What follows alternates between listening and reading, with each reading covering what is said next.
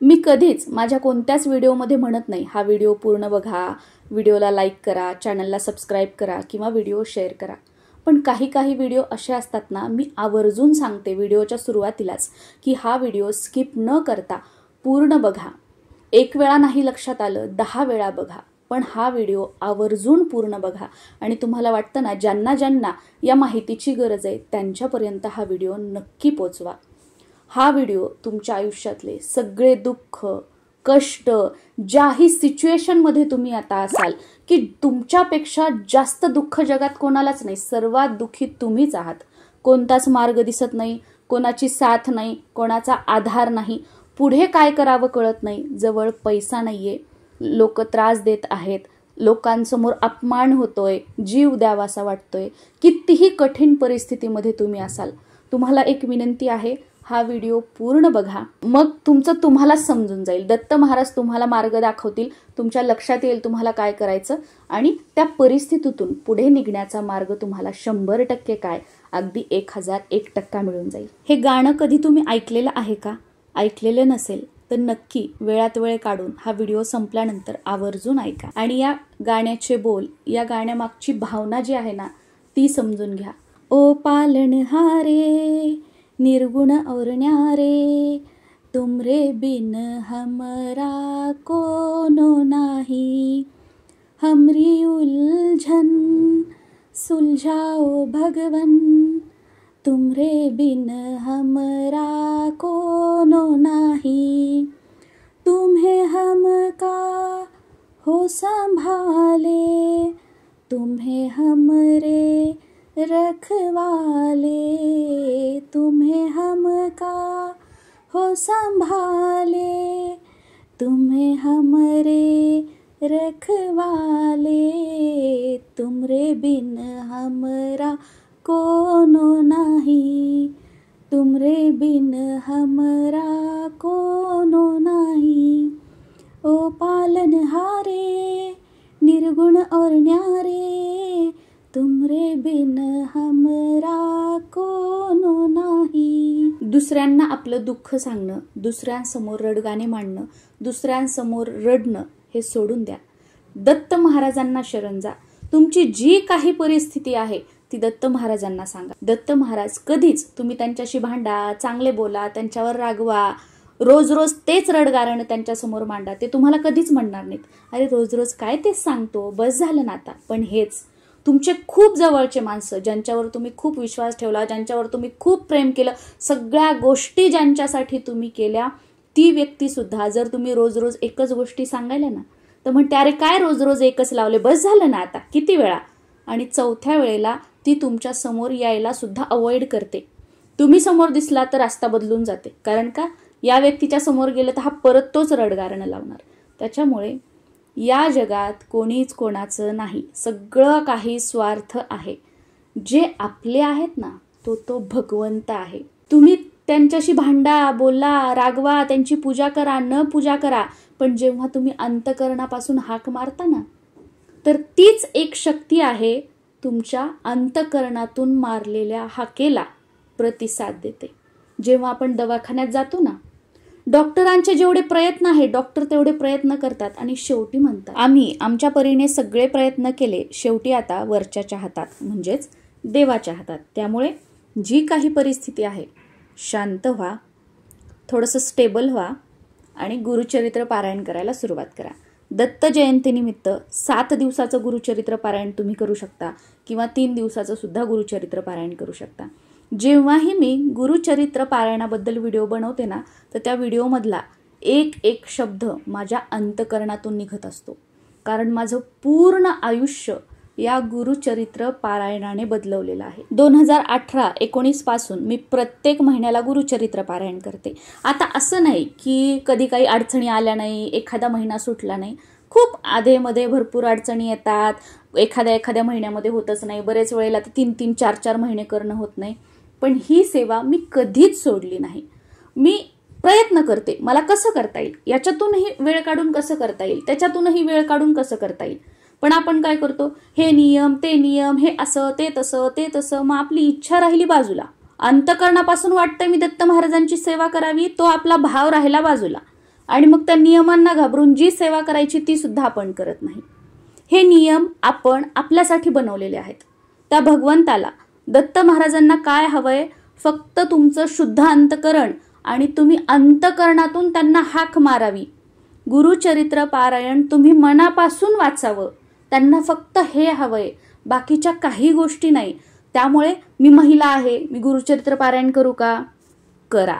दत्त महाराज तुमचे वडील आहेत, तुमचे भाऊ आहेत, तुमची आई आहेत, तुमचे गुरु आहेत. तुम्ही एक नातं जोडा त्यांच्यासोबत. जसं की मी दत्त महाराजांची सेवा माझे मोठे भाऊ म्हणून करते, मग माझ्या भावाची सेवा करायला मला काय प्रॉब्लेम आहे? मी महिला असू, माझं लग्न झालेलं असू, न झालेलं असू, माझी भावाची सेवा करण्यासाठी मी कशाला विचार करू? याचप्रमाणे तुम्ही त्यांना जे काही मानलेलं असेल, मग त्यांची सेवा करायला तुम्हाला काय भीती हो? आणि एक गोष्ट लक्षात घ्या, देव हा भक्तीचा विषय आहे. देव हा भीतीचा विषय नाहीये. कोणतेही देव, कोणतेही गुरु कधीच आपल्या भक्ताचं वाईट करत नाहीत. आपल्यासोबत जे काही वाईट होत असतं ते आपल्या कर्मानुसार होत असतं.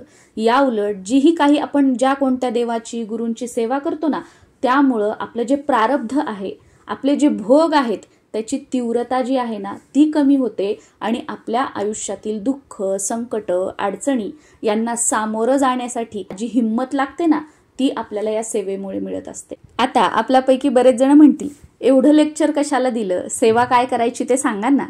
अहो, तुम्ही लाखो रुपये जरी एखाद्या व्यक्तीला दिले ना, तर ती तुम्हाला ही माहिती सांगणार नाही ज्याला तुम्ही लेक्चर म्हणताय ते.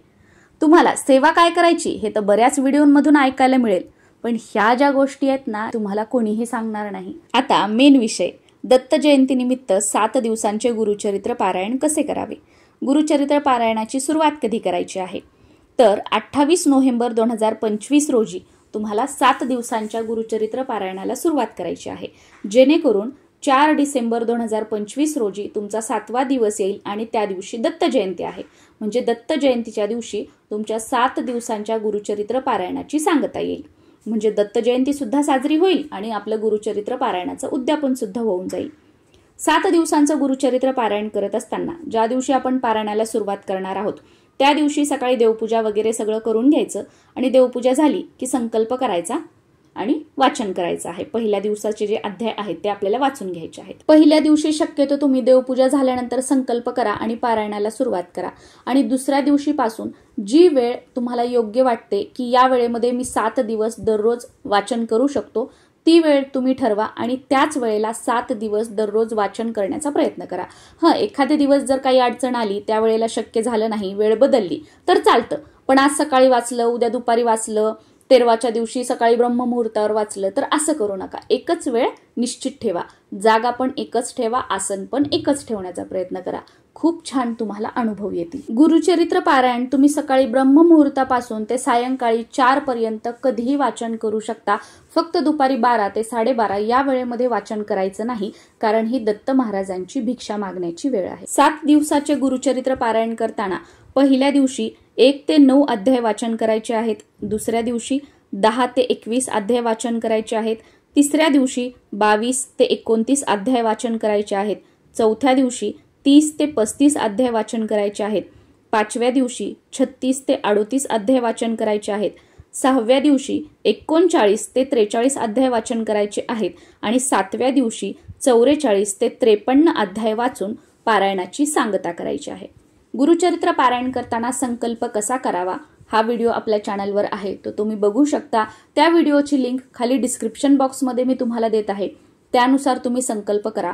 बघा, तुम्हाला खूप चांगले अनुभव येतील. गुरुचरित्र पारायण करताना काय खावं, काय खाऊ नये यांनी असं सांगितलेलं आहे, त्यांनी तसं सांगितलेलं आहे. मग उपवासच करायचा का, हेच धान्य खायचं का, एकच धान्य खायचं का, ही भाजी खायची नाही का, तीच भाजी खायची नाही का, या सगळ्या प्रश्नांची उत्तरं असणारा काय खावं, काय खाऊ नये गुरुचरित्र पारायण करताना हा व्हिडिओ आपल्या चॅनलवर ऑलरेडी मी अपलोड केलेला आहे.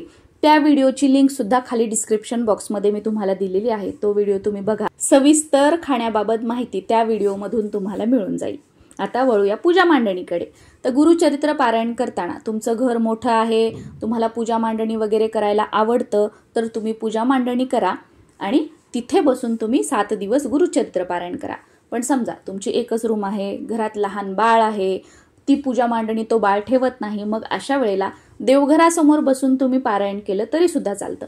पारायण करताना फक्त दिवा लावलेला असावा, धूप अगरबत्ती लावलेली असावी आणि समोर आसन घेऊन आपण पारायण करायचं आहे. आणि पारायण झाल्यावर देवघराच्या आजूबाजूला एखादा पाट किंवा चौरंग घ्यायचा, त्यावर पिवळं वस्त्र अंथरायचं आणि त्यावरच आपल्याला 7 दिवस दररोज आपला गुरुचरित्र ग्रंथ ठेवायचा आहे. जेव्हा वाचन करणार आहोत त्यावेळेला तो पाठ किंवा तो चौरंग आपल्या समोर घ्यायचा, देवघरासमोर वाचन करायचं आणि परत जागेवर ठेवायचा.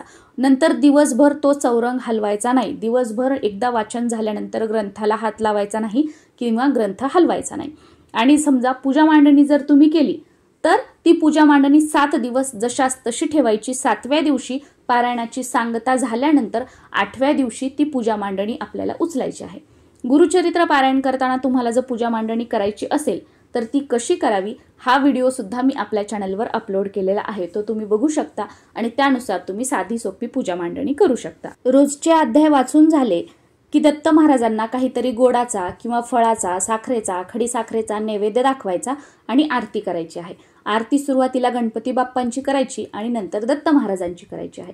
समजा तुम्ही सकाळी पारायण केलं तर संध्याकाळी दिवे लागणीला जेव्हा आपण देवासमोर दिवा लावतो, तुळशीसमोर दिवा लावतो, तर त्यावेळेला आपण ग्रंथासमोर सुद्धा दिवा लावू शकतो आणि त्या ग्रंथाला धूपबत्ती आपण ओवाळू शकतो आणि त्या ग्रंथाला दत्त महाराज स्वरूप मानून त्यांना नमस्कार सुद्धा करू शकतो. गुरुचरित्र पारायण करताना नियम काय पाळायचे? सगळ्यात पहिला नियम, 7 दिवस कडकडीत ब्रह्मचर्य पाळायचं. बेडवर झोपायचं नाही. खाली एखादी सतरंजी, घोंगडी किंवा चटई टाकायची आणि त्यावर झोपायचं. पांघरूण जे आहे एखादं पांघरूण धुवून वगैरे ठेवायचं, धुतलेलं पांघरूण पांघरायला घ्यायचं. आता आपल्यापैकी बरेच जण आहेत की त्यांना खाली झोपायचं नसतं, खाली बसता येत नाही, डॉक्टरचे काहीतरी रिस्ट्रिक्शन मिळालेले आहेत. तर अशा वेळेला काय करायचं, बेडवरची गादी काढायची, त्या बेडच्या बेसवर घोंगडी, चटई किंवा सतरंजी टाकायची आणि त्यावर तुम्ही झोपलं तर चालू शकतं. सेम तुम्हाला खाली बसता येत नाही, वागता येत नाही, पण पारायण करण्याची इच्छा आहे तर खुर्ची, टेबल घेऊन त्यावर तुम्ही पारायण केलं तरी चालेल. 7 दिवस नॉनव्हेज खायचं नाही, घरामध्ये बनवायचं सुद्धा नाही आणि घरातील इतर मंडळींना खाऊ सुद्धा द्यायचं नाहीये. परान्न 7 दिवस वर्ज्य करायचं आहे. 7 दिवस घराला कुलूप वगैरे लावून कुठे गावाला वगैरे जायचं नाहीये. आणि समजा इमर्जन्सी कुठे गावाला वगैरे जावं लागलं तर अशा वेळेला घरातील इतर मंडळींना वाचन करायला लावायचं, पण पारायणामध्ये खंड पाडायचा नाही. मासिक पाळी आली तर काय, आपल्याला आपल्या मासिक पाळीची तारीख माहीत असते. तुम्हाला जर वाटलं की या 7 दिवसांमध्ये माझी मासिक पाळी आहे तर पारायण त्याच्या अगोदरच करा. मासिक पाळीची तारीख माहीत असताना त्या वेळेमध्ये पारायण करू नका. आणि समजा तुमची मासिक पाळी नव्हती, तुम्ही पारायणाला बसले आणि अचानक मासिक पाळी आली तर अशा वेळेला घरातील इतर मंडळींना पारायण करायला लावायचं आणि आपलं पारायण पूर्ण करायचं, पण खंड पाडायचा नाही. समजा पारायण काळात सुतक पडलं, ते दूरचं वगैरे आहे, दुसऱ्या गावाला वगैरे आहे, तर अशा वेळेला एखादे गुरुजी वगैरे तुम्हाला मिळाले, तुमचे एखादे मित्रमंडळी किंवा शेजारी पाजारी कुणी असतील तर त्यांना बोलून राहिलेलं वाचन करायला लावायचं आणि तो ग्रंथ वगैरे उचलून ठेवायला लावायचा, पूजा मांडणी वगैरे उचलायला लावायची. पण समजा तुमच्या घरातच कोणी वारलं वगैरे तर अशा वेळेला आपण गुरुजींना बोलवून किंवा मित्रमंडळी, शेजाऱ्यांना बोलवून ते वाचन आपण करू नाही शकत. तर अशा वेळेला शेजाऱ्यांना वगैरे कोणाला तरी बोलवायचं, ती पूजा मांडणी उचलायला लावायची, तो ग्रंथ वगैरे झाकून पाकून ठेवायला सांगायचा तसाच. आणि तुमचं सुतक संपल्यानंतर तुमच्या घरचं कोणी असेल तर 1.25 महिना झाल्यानंतर परत पहिल्या दिवसापासून तुम्ही हे पारायण पूर्ण करायचं. त्यावेळेला दत्त महाराजांना सांगायचं की मागच्या वेळेला मी पारायण सुरू केलं होतं तेव्हा अचानक सुतक आल्यामुळे माझं ते पारायण अर्धवट राहिलं, तर ते पारायण मी आता पूर्ण करत आहे. आणि समजा तुमच्या भावकीतलं दूरचं कोणी वारलेलं असेल तर 1.25 महिना थांबायची गरज नाही. तुमचं सुतक फिटलं की लगेच तुम्ही पारायण केलं तरी सुद्धा चालू शकतं. आता उद्यापन कसं करायचं, दत्त जयंतीच्या दिवशी 7व्या दिवशीचे जे काही अध्याय आहेत ते वाचून घ्यायचे. त्यानंतर आपण स्वामींच्या आवडीचा, दत्त महाराजांच्या आवडीचा स्वयंपाक बनवणार आहोत. गुरुचरित्र पारायणाची सांगता आहे, त्यामुळे यामध्ये घेवड्याच्या शेंगाची भाजी आवर्जून बनवायची आहे. नैवेद्य दाखवायचा स्वामींना, दत्त महाराजांना, देवांना, या ग्रंथाला नैवेद्य दाखवायचा, आरती करायची. एखादं जोडपं मिळालं तर त्या जोडप्याला जेवू घालायचं. जोडपं नाही मिळालं तर शिदा बाजूला काढायचा, त्या शिद्याचं पूजन करायचं आणि तो शिदा एखाद्या गरजू व्यक्तीला, एखाद्या गरीबाला तुम्ही देऊ शकता, किंवा तुमच्या घराच्या आजूबाजूला दत्त महाराजांचं कुठे मंदिर असेल तर त्या दत्त मंदिरामध्ये तुम्ही अर्पण करून येऊ शकता, किंवा तुमच्या ओळखीचे कोणी गुरुजी असतील, तुमच्या आजूबाजूला राहत असतील तर त्यांना सुद्धा तुम्ही हा शिदा दिला तरी सुद्धा चालू शकतं. याप्रमाणे साधं सोपं उद्यापन करायचं आहे. गुरुचरित्र पारायणाची सांगता आपल्याला करायची आहे. आय होप तुमच्या सगळ्या प्रश्नांची उत्तरं तुम्हाला मिळालेली असतील. गुरुचरित्र पारायण कसं करावं याबद्दलची संपूर्ण माहितीही तुम्हाला मिळालेली असेल. पण तरी सुद्धा अजून काही प्रश्न असतील तर खाली कॉमेंट बॉक्समध्ये विचारा. त्यांची उत्तरं देण्याचा प्रयत्न मी नक्कीच करेल. आणि परत एकदा सांगेल, देव हा भक्तीचा विषय आहे, भीतीचा विषय नाही.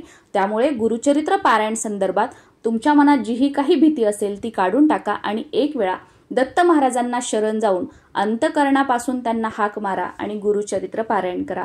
तुम्हाला खूप चांगले अनुभव येतील. दत्त महाराज तुमची साथ कधीही सोडणार नाहीत. एक वेळा तुम्ही विसरून जाल तुमचं काम झाल्यानंतर, पण महाराज तुमची साथ कधीही सोडणार नाहीत. हा माझा स्वतःचा अनुभव आहे. श्री गुरुदेव दत्त.